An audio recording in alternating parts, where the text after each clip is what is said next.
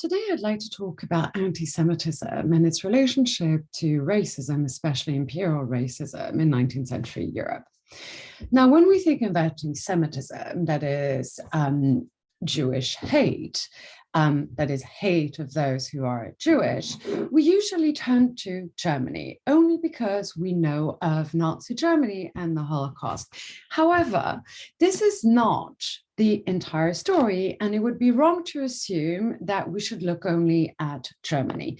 In fact, in the 19th century, it was France that seemed to host this pernicious ideology. And it is France in which anti-Semitism became a popular and political platform, which culminated in the infamous Dreyfus affair, which is what I will talk about today. But first, let's define anti-Semitism. This is actually a rather recent term that came into full public use in the late 19th century. It was coined in 1865 by a German thinker to distinguish it from anti-Judaism, and it became the name of a political movement founded and organized around group prejudice against Jews, and that used pseudo-scientific theory of race as its justification, theories that became especially prevalent in the wake of the 1871 Franco-Prussian War. Now, in terms of how we think of anti-Semitism, for centuries, there had been expressions of anti-Jewish thought and prejudice ever since the Middle Ages, rooted in the Christian religion. So Jews in Europe were a religious minority who had been subject to discrimination, restrictions, and segregation, who had been restricted in the professions they could exercise, restricted in where they could live, restricted in their places of worship, and did not have full political and civic rights. Last week's lecture showed you how that was the case for Russia in the Pale of Settlement.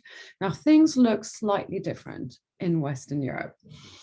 Now, in the 19th century, the question of what we call emancipation becomes a central one for European states, especially as nation states harness the power of nationalism in order to bind its people to a vision of the nation. Now, remember, this is always in the context of empire and the ways in which racism and imperial racism shapes how Europeans see themselves and see the world. So what is emancipation? The act of emancipation, as we call it, is the act of setting free from legal, political, and social restraints. And this posed a set of questions for Jews and those who were not Jewish, that is, who were Gentiles. States and rulers asked themselves, should emancipation be gradual, or should states grant Jews full political rights at once? And remember, this echoes many of the discussions on slavery and abolition. There were other questions. Does emancipation require assimilation and a demand that Jews embrace assimilation as a prerequisite for emancipation? And what did assimilation entail? Economic emancipation, the abandonment of anything too Jewish, and what would that be? What does it mean to be too Jewish? Is it just about religion, or is it about a culture? Is it about an ethnic identity? Now, remember what assimilation means and entails. Assimilation means and implies to become part of another group or state so as to become identical to the majority group. It requires embracing sameness at the expense of any form of difference. Now, I want to look at two countries, Germany and France, to look at the situation of Jews there. Now, if we look at Germany, the rise of anti-Semitism was linked to the fate of nationalism. Remember that until the creation of the German Empire in 1871, there existed no national German state, no German nation, which meant that different states enacted different measures and dealt with their Jewish populations differently. As such, Jews were tolerated in a number of states where they often had to pay a special taxation, that is, a price for every privilege granted to them. And in fact, this started slowly changing. There were two attempts in 1815 and 1848 and 49 to introduce uniform arrangements for Jews across all of these states, but these ended in failure. And in fact, from 1849 to 1871, the rapid economic development that Germany enjoyed under the guise of the Industrial Revolution, followed by the ascendancy of political liberalism, meant that the legal emancipation of Jews was on its way to be completed. So that full emancipation, that is the full granting of legal, political, and civic rights, was granted to Prussian Jews on July 3rd, 1869, and extended to the South in 1871. Now, what happened is that the Jewish community in Prussia was, and quickly became, a middle-class, wealthy, educated, secularized, and assimilated urban community. So this is very different than what we find in Eastern Europe. So in the late 19th century, as society had been changing and the country had undergone industrialization, rural elites found anti-Semitism to be a very effective political weapon to garner support from those who feared the consequences of Germany's sudden and overwhelming industrialization. Now, conservatives and the growing radical right, that is the far right, claim that Jews were responsible for the disruption of traditional society and charged them with being the sole beneficiaries of economic change. Remember that German Jews, an urban, middle-class, wealthy, educated, secularized, assimilated community, made up only 1% of the German population. So there was a clear disjuncture between this charge and accusation that Jews had benefited from all these changes and represented the worst of these changes with the reality of the German nation and the place of the Jewish community. So in the 1890s, nationalist and anti-Semitic political pressure groups flourish, and they were spewing hate against Jews, but also the figure of the New Women, Social Democrats, and they charge all of these categories to be internationalist, that is the opposite of nationalist, socially destructive, and unpatriotic. Now, this was an especially powerful political weapon because it provided focus and it provided a way to put a face on what these people identified as the evils of modernity. Now, this new form of anti-Semitism that emerges, and I'll talk about this in a minute, did not target the kinds of Jewish communities that one would find in the Pale of Settlement. In fact, this new form of anti-Semitism had as its principal target emancipated and assimilation Jews. And here is where the pseudoscientific theory of race becomes more important than religion.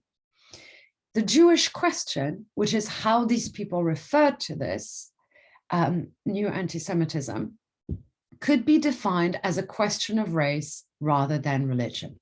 Remember the context of social Darwinism, the racial thinking of empire, but also the emerging popularity of eugenics that you will read about in your textbook. So anti-Semitism transformed from a Christian-inspired anti-Jewish doctrine and program into a philosophical and historical worldview that was rooted in racist theories and that provided a key to understanding and providing a solution to social and political problems. And this phenomenon is especially striking in the 2 decades that lead up to World War I, when anti-Semitism becomes a political movement. In fact, there are parties that emerge that are called the anti-Semitic party, and that is their sole platform. So throughout Western Europe, in both republics and monarchies, anti-Semitism and nationalism played key roles in mass politics by providing a focus for the creation of a far right, increasingly committed to combating the left and social democracy. Now, what was the situation in France? Was it different? In what ways was it different? What made France a unique case? Now, in France, the French Revolution had been an important turning point in the history of French Jewry. In fact, the events of 1789 led to a radical definition of the relationship of citizen community. The Declaration of Rights of Man had said no one can be persecuted for their religious beliefs and opinions. But in the wake of the French revolutions, there was an effort to tackle the question of religious minorities such as Protestants and Jews who did not have the same political and civil rights as French Christians. So in a historic decision, France was the first European nation to grant immediate and full emancipation to its Jewish citizens in 1791. Now, if the formal declaration happened swiftly, its substance was slower to come. Nonetheless, by the end of the 19th century, French Jews were thoroughly assimilated and, in fact, as a community, believed in assimilation as a process. They had confidence in the Third Republic, and they were devoted to the French nation. So much so that in 1889, upon the centenary of the French Revolution, one rabbi declared, "We have adopted the customs and traditions of a country which has so generously adopted us. And today, thanks to this, there are no longer but any Frenchmen in France."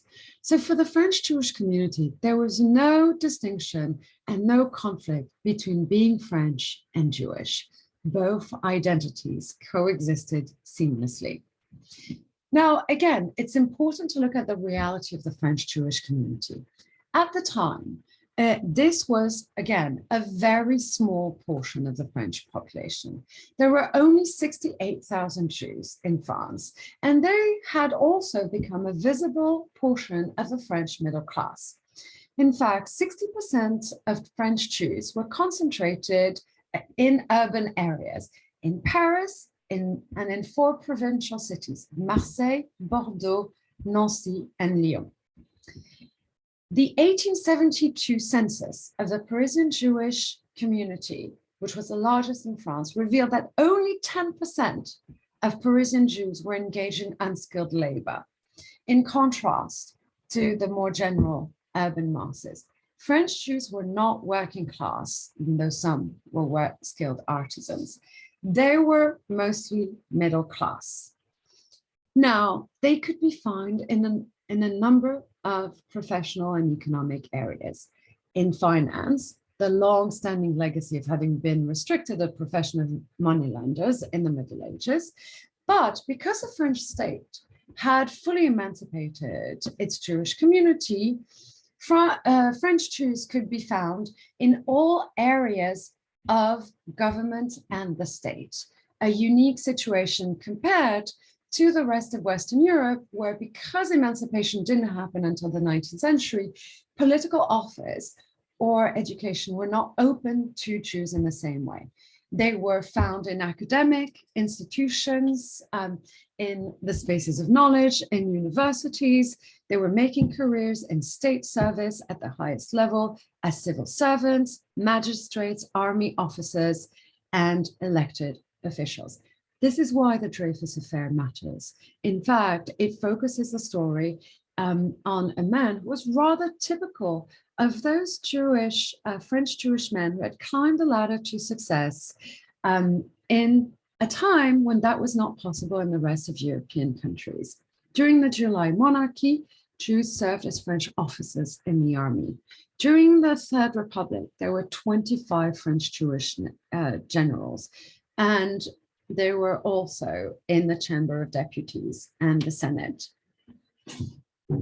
So what we find is that at the same time that these individuals were high-ranking civil servants or in the army or the state, despite the fact that their Jewishness was noted in their fields, they did not necessarily find significant obstacles to their professional success. And because this was so successful, we do not see what becomes apparent in other countries.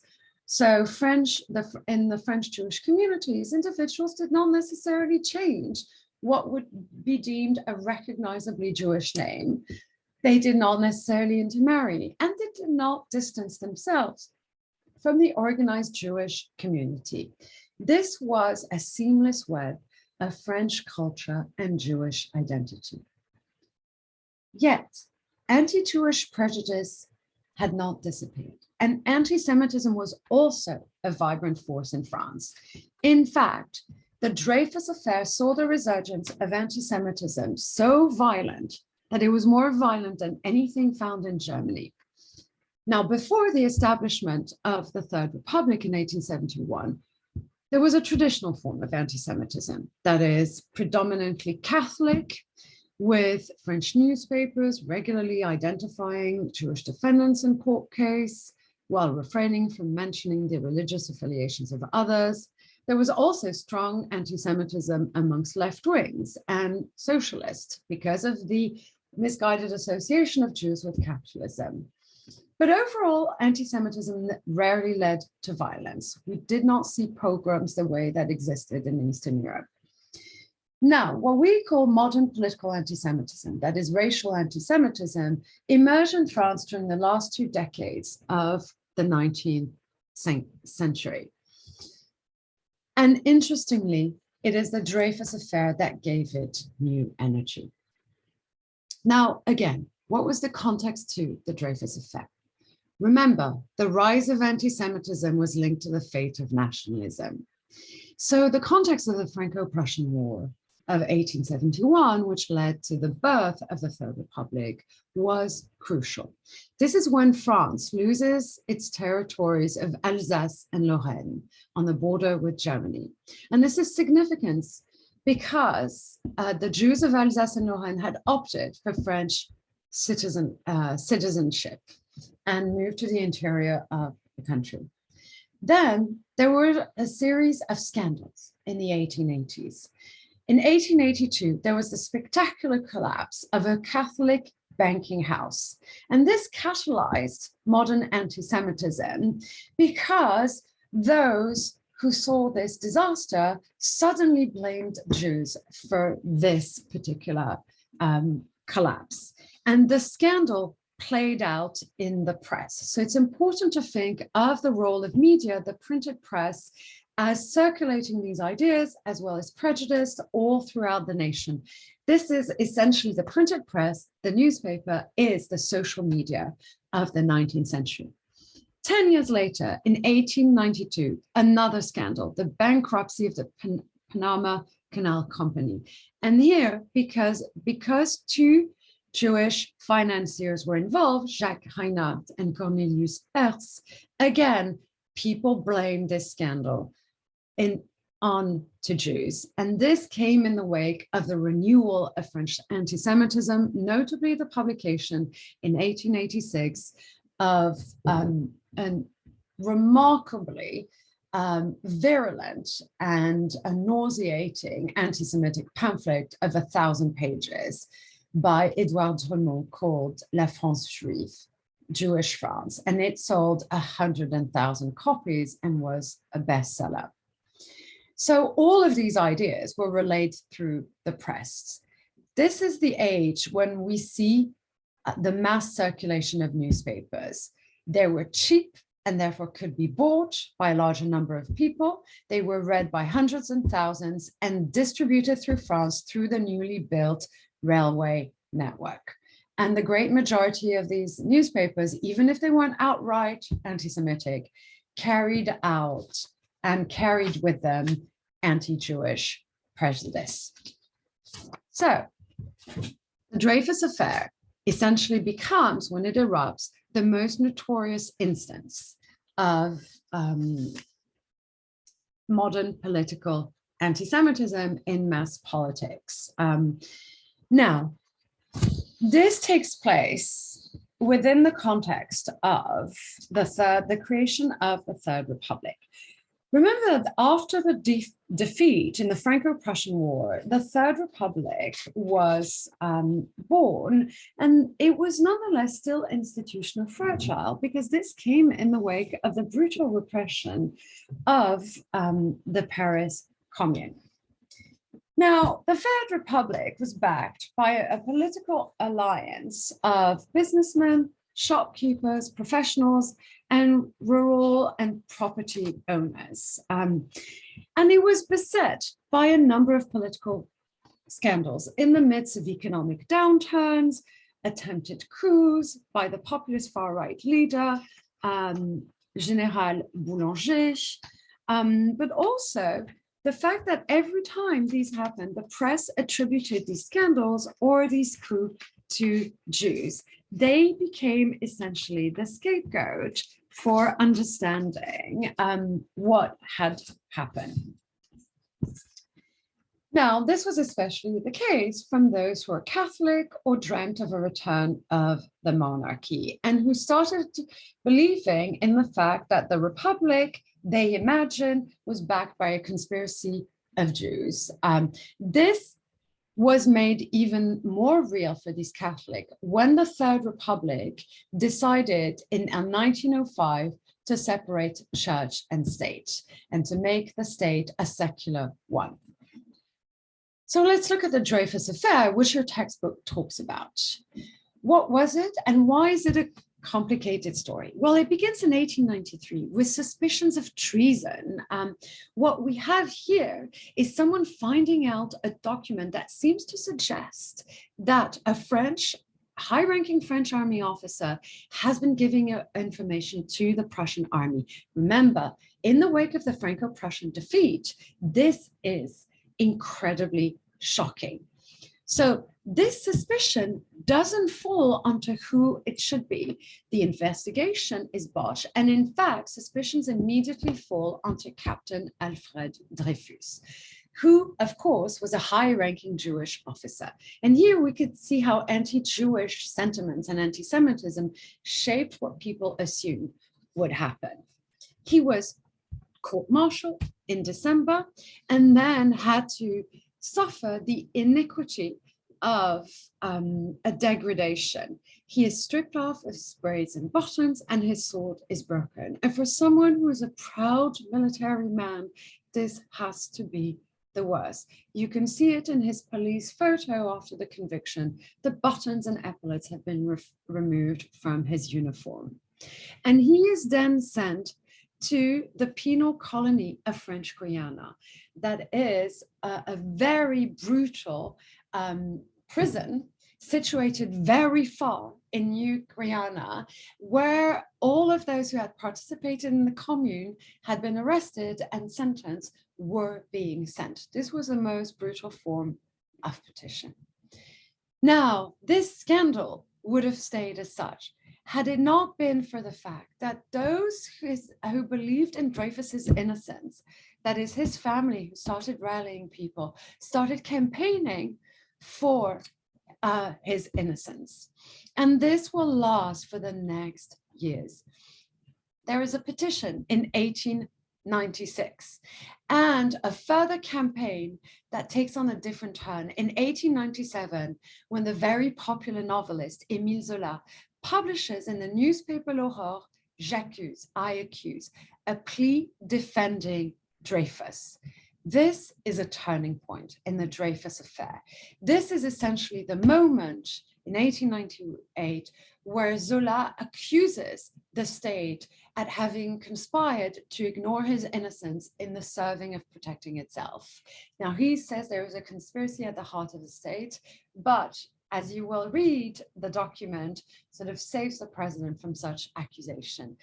And with this campaign to defend Dreyfus, what takes place is a renewed anti-Semitic campaign with the worst kind of anti-Semitic stereotypes being peddled. Now, they weren't just visible in articles. There is a whole realm of visual anti-Semitic caricatures. Now, all of this was so divisive that people used to joke that you could not talk of the Dreyfus affair at a family dinner, because then everyone, the pro-Dreyfus, the anti-Dreyfus, would fight and chaos would descend. But this is what also leads to the emergence of what we think of as the public intellectuals. Men like Émile Zola, who defend causes that are just morally and politically, and who will risk their reputation and use their reputation in the name of the right cause. Now, J'accuse was in fact the first open letter that Zola published. There were more to come. And there were at the same time anti-Semitic riots that took place in Algeria. So this really defined not just France, but also its French empire. A new trial was put together in 1899, where Dreyfus was found guilty. And in fact, what is the most devastating is that when Dreyfus was finally cleared, he was not so much declared innocent as amnestied and released. And this would not take place until 1906. In the meantime, the Dreyfus affair convinced everyone that the promise of emancipation for Jews was an empty one, that France, the first nation that had granted its Jewish communities full emancipation, was also the place that had seen the worst of anti-Semitism in the late 19th century. And men like Theodor Herzl became convinced that there was no future for European Jews for the century to come, and that only the creation of a Jewish nation that is embedded in the philosophy of Zionism would be the ways in which Jews could save themselves from this virulent, violent, and deadly anti-Semitism.